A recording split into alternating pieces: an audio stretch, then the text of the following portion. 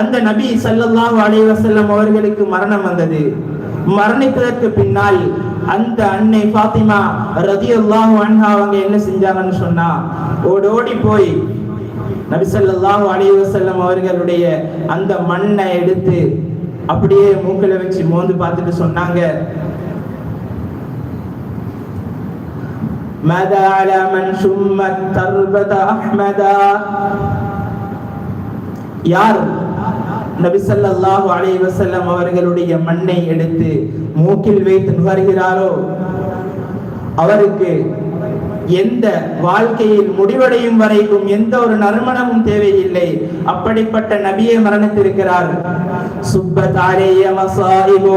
இந்த நபி ஸல்லல்லாஹு அலைஹி வஸல்லம் அவர்களுடைய மரணத்தின் மூலமாக எனக்கு ஏற்பட்ட கைசேதம், இந்த கைசேதத்தை நான் பகலுக்கு கொடுத்தால் அந்த பகல் முழுமையாக இரவாக மாறிவிடும். அப்படிப்பட்ட கவலையை கொண்டிருந்தார் அன்னை ஃபாத்திமா.